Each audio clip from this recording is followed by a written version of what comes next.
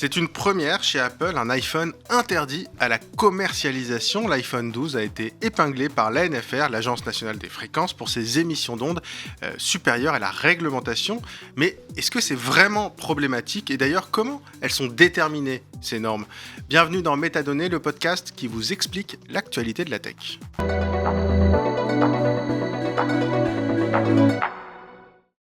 Bonjour Orouk Jawad. Bonjour Raphaël. Merci beaucoup d'être avec nous dans Métadonnées. Alors tu es ingénieur radiofréquence à l'ANFR, donc je pense que tu es peut-être la meilleure personne pour nous parler déjà de ce qui s'est passé et puis des ondes, des effets des ondes aussi de façon générale. Merci beaucoup de venir dans Métadonnées. Mais alors concrètement, tu as fait passer une rentrée un peu pourrie Apple du coup. Hein. Mais explique-moi sur cet iPhone 12, on en a beaucoup parlé, explique-moi concrètement en fait ce que vous avez fait avec cet iPhone et pourquoi vous avez dit en fait il y a un problème, il émet trop d'ondes. Eh bien, merci de me recevoir tout d'abord, Raphaël. Et donc, ce qui s'est passé avec l'iPhone 12, c'est que la ANFR a enjoint Apple de retirer du marché l'iPhone 12, uniquement l'iPhone 12, pas les autres versions. Oui, mini, pas le Max, mini, le Pro, non, parce qu'on exactement. nous pose souvent la question. Exactement. Et donc, la raison pour laquelle la ANFR a fait ça, c'est parce que le téléphone, l'iPhone 12, a été contrôlé par la ANFR non conforme du point de vue du débit d'absorption spécifique. Donc la limite du débit d'absorption spécifique pour les membres est de 4 watts par kilogramme et ce téléphone a été contrôlé à 5,7 watts par kilogramme. Donc comme on a pu le dire dans les médias, ou le ministre l'a dit également, il n'y a pas de danger sanitaire parce que le téléphone... On va revenir sur le DAS, sûr. sur ce fameux DAS qu'on voit écrit. Exactement. D'ailleurs, c'est réglementaire. Hein, oui. Dès qu'on vous voit un smartphone dans les pubs, on doit écrire le DAS. C'est obligatoire. Et donc, il n'y a pas de danger sanitaire, mais... c'est quand même une non-conformité. Il y a une limite qui existe, il faut la respecter. Comme quand on se fait flasher à 136, ça redevient 131, et donc on a une amende. On n'est plus dans les clous. Mais alors, justement, ce DAS, c'est intéressant parce qu'il y a plusieurs points, je pense, à évoquer. D'abord, il n'y a pas un DAS. Exactement. Ce qui complexifie. Alors, c'est vrai que pour le grand public, on va essayer un peu de débroussailler tout ça et d'être le plus clair possible. Aujourd'hui, il y a 3 types de DAS. Exactement. Donc, en gros, d'après ce que j'ai compris, il y a le DAS tête. Pour l'usage à la tête. Exactement. Il y a le DAS tronc lorsque le téléphone est près du tronc, donc on met dans sa poche. Exactement.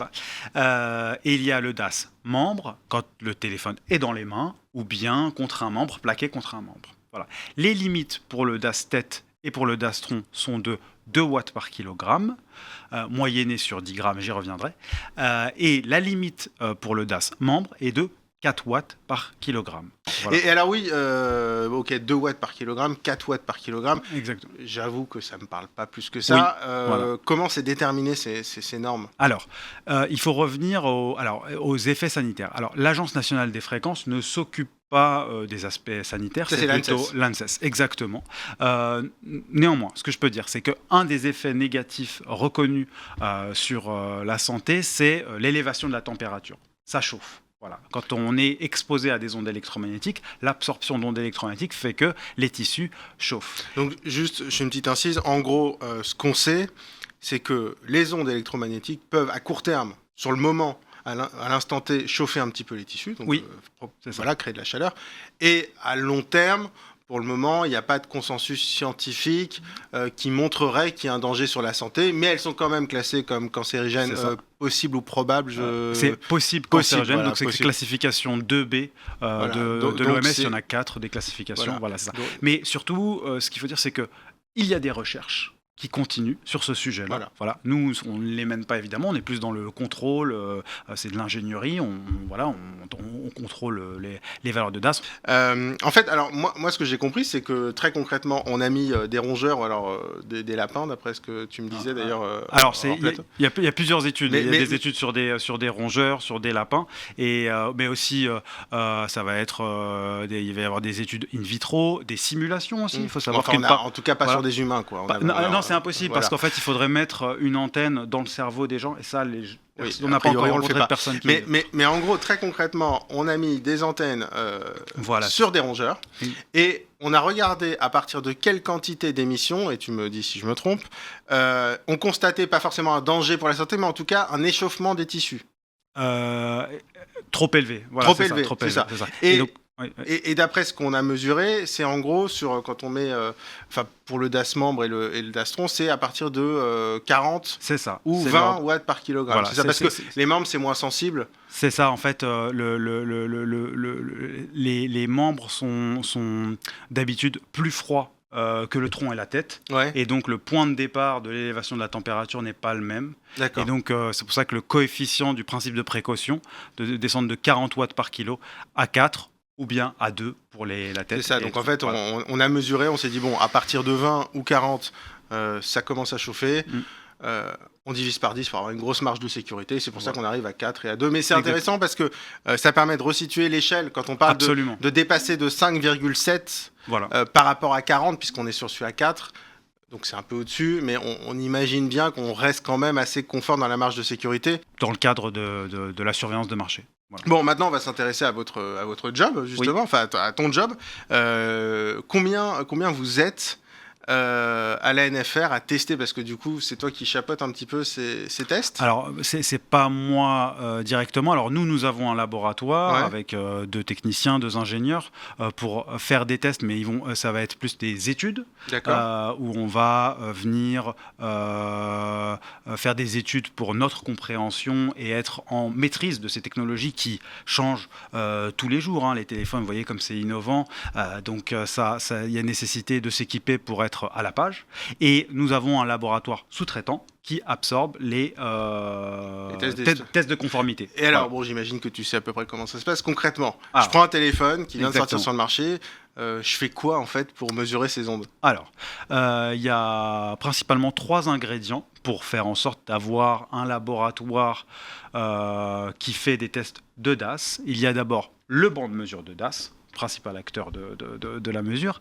C'est un banc qui va être composé d'une cuve qu'on va appeler un fantôme, qui va être en forme de tête ou bien en forme plate. Cette cuve va être remplie d'un liquide qui imite les propriétés électriques du corps humain, parce que finalement, nous, on est une solution aqueuse à 60% de l'eau. Donc voilà, c'est un liquide qu'on recrée un faux corps humain. Un faux corps humain, mais tout cela est normé. La forme de la cuve, donc la forme du fantôme, le liquide en lui-même, sa composition, elle est normée. Ensuite, donc, ce qui va se passer, la mesure, comment elle se passe, c'est qu'il y a un bras robotisé avec une sonde qui va venir dans le liquide, se promener, faire des acquisitions, point à point. Faire des acquisitions, c'est on fait des mesures. Exactement. On regarde combien on reçoit d'ondes. Combien on reçoit d'ondes. On va repérer le point chaud, on va faire des points très précis autour de ce point chaud et on va obtenir la valeur de DAS.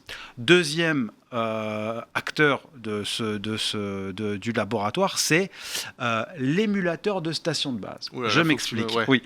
Alors, le téléphone, lorsqu'on veut le tester, on ne peut pas mettre sa carte SIM personnelle dans le téléphone et se dire je suis connecté au réseau et je fais mon test. Il faut que la communication du téléphone, l'émission du téléphone soit maîtrisée. Donc ce qu'on a, une espèce de fausse antenne relais sur lesquelles on peut tout régler. La technologie, 2G, 3G, 4G, 5G, les différentes bandes, la modulation, etc. Donc en fait, vous testez parce que la 2G, la 3G, la 4G, la 5G, c'est des fréquences. Et donc vous testez toutes les fréquences. Voilà, c'est ça. On teste toutes les fréquences. Et en plus, surtout, on demande au téléphone d'émettre à puissance maximale. Ça, c'est hyper important. C'est hyper important, voilà. Ça, c'est impossible à faire avec le réseau. Vous ne pouvez pas, tu ne peux pas changer la puissance. C'est ça, justement, cette puissance maximale, ça équivaudrait dans la vie de tous les jours. Allez, on pourrait essayer d'imager, je suis dans le train, je capte rien, cage de Faraday, etc. Ça émet au maximum pour aller accrocher le réseau. En fait, vous cherchez à savoir ce qui se passe dans le pire des cas. Exactement, c'est ça. Ça va être, on va vérifier que le DAS soit conforme lorsqu'il émet à pleine puissance, donc ça correspond à être dans une zone de mauvaise couverture et où on est en train d'émettre. Évidemment, si on est en mauvaise couverture mais qu'on ne fait rien avec le téléphone n'émet pas. Ou très peu. juste de la signalisation. Mais Et c'est voilà. c'est là où je trouve c'est intéressant peut-être aussi pour rassurer les gens, parce qu'il y a beaucoup de fantasmes autour de ça.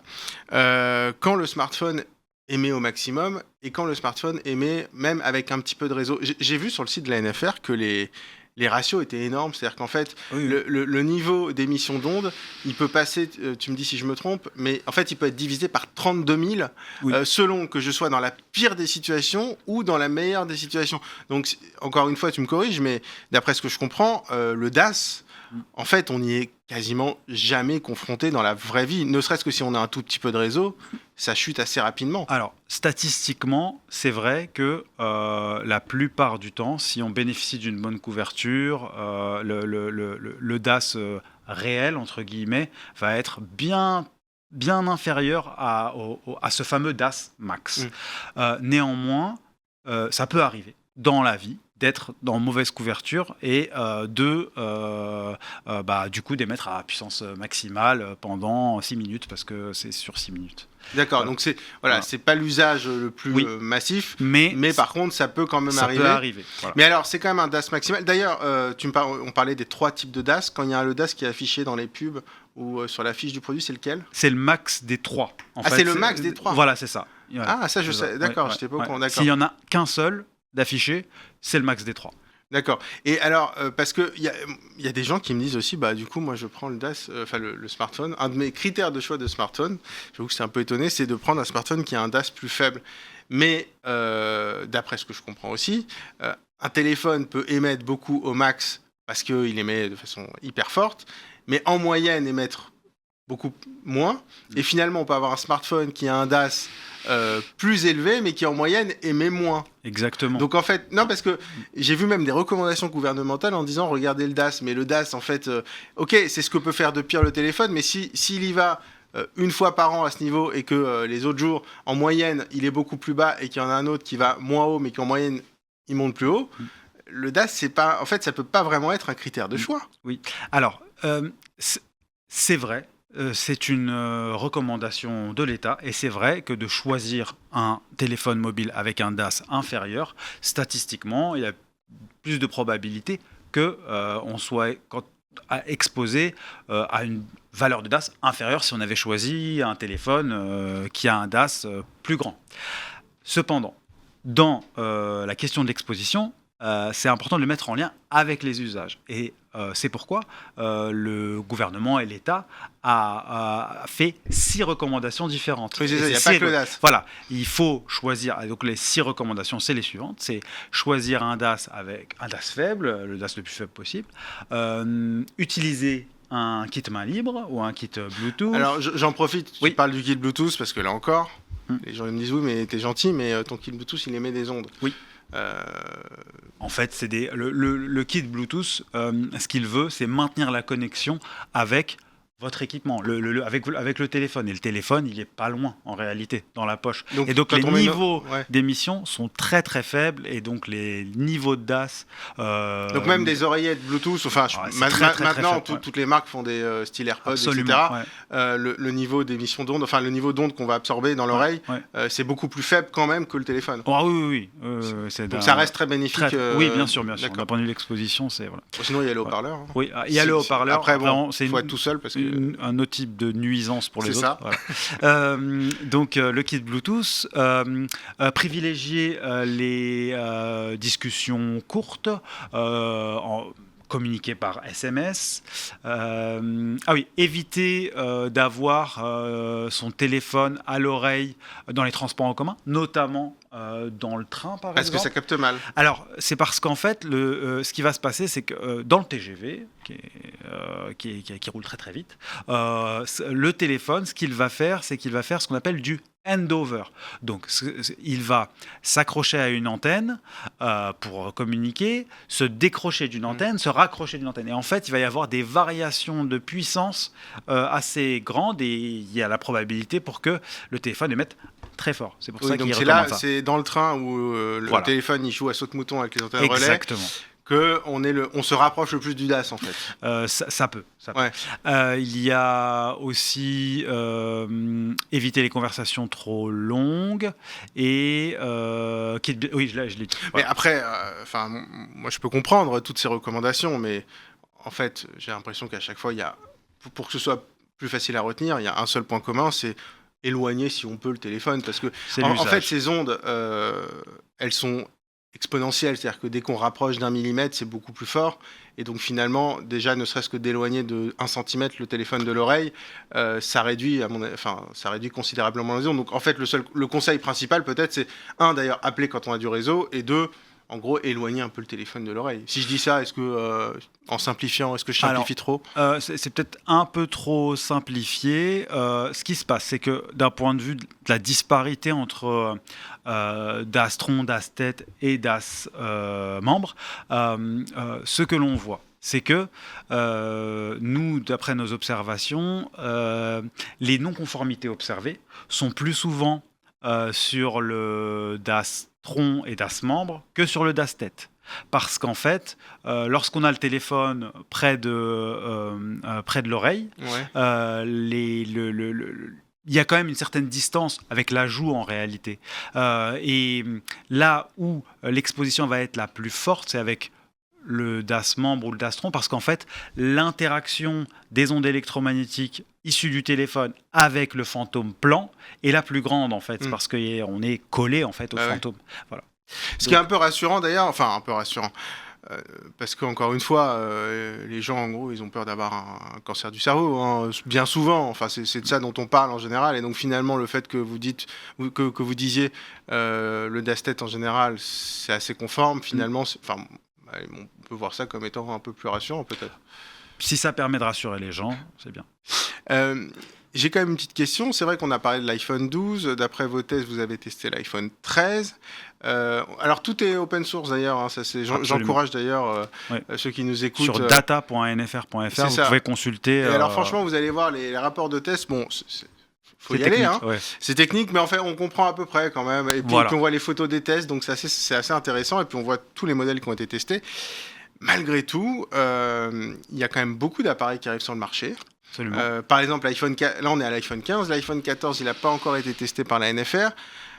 C'est quoi ? C'est une question de moyens ? Vous galérez un peu à tout tester à temps ? Alors, il y a eu beaucoup de questions sur l'attente, le fait que ce soit l'iPhone 12, alors que là, le 15 va sortir. Oui, on se dit, mais attendez, moi je l'ai depuis 3 ans, votre iPhone absolument. 12. Ouais. Donc, en fait, c'est un mélange de plusieurs éléments. Les tests sont évidemment longs, mais on fait tout pour tester le plus rapidement possible et de la meilleure des manières.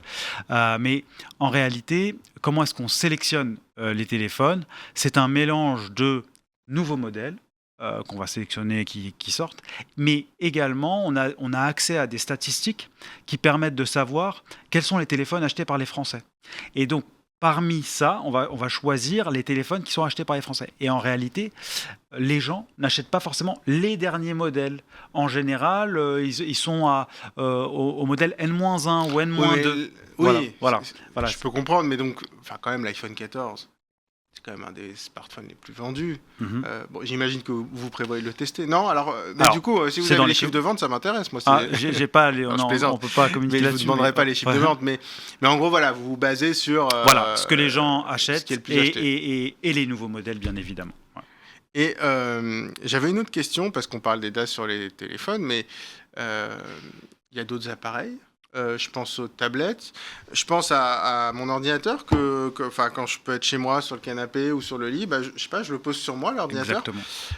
J'imagine que ça émet des ondes. Alors il n'y a pas de carte SIM, mais ça se connecte au Wi-Fi. Oui.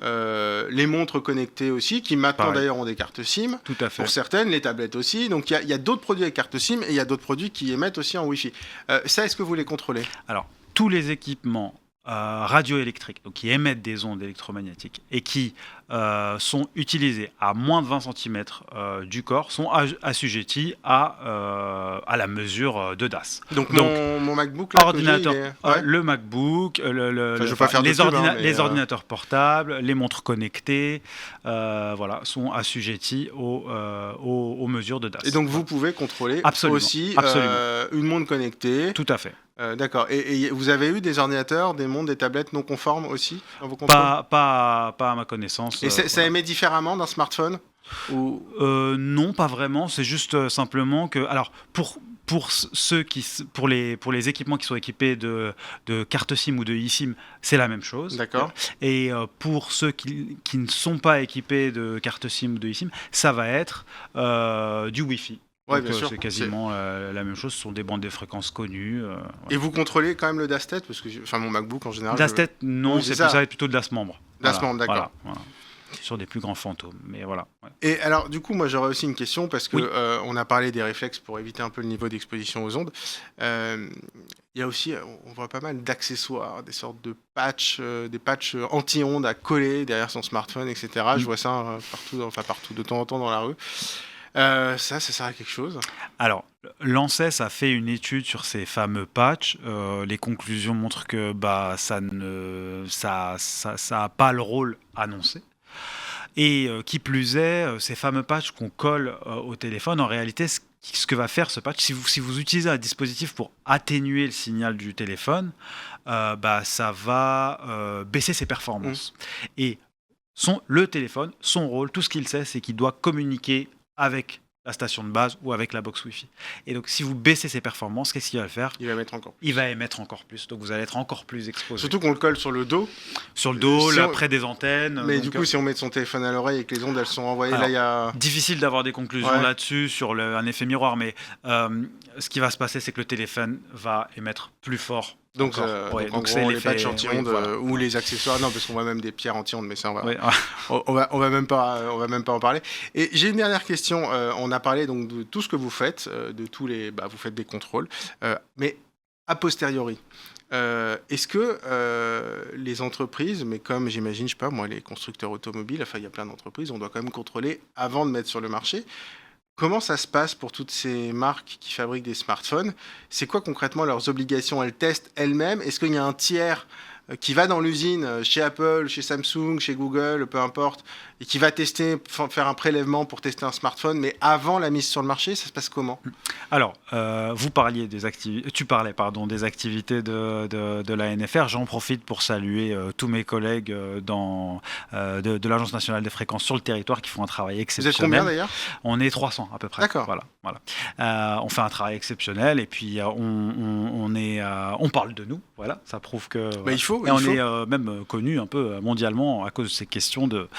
Depuis quelques jours avec l'iPhone 12, vous êtes connu encore plus. Hein. Ouais. Donc voilà, je salue mes collègues. Ensuite, par rapport les fabricants, comment ça se passe en fait pour lancer un produit sur le marché européen, ils doivent avoir le marquage CE. Et pour avoir le marquage CE, ils doivent avoir fait un certain nombre de tests divers et variés dans différents domaines. Un de ces tests, c'est les tests de DAS. Ils doivent avoir fait des tests de DAS. Et donc, ce qu'ils font, c'est qu'ils prennent des modèles de téléphone, qu'ils envoient dans les test labs. Ces test labs sont des test labs qui sont accrédités, qui ont l'équipement dont j'ai parlé précédemment dans l'interview. Et ils font un test sur toutes les bandes, toutes les positions possibles. Ils produisent un rapport certifié.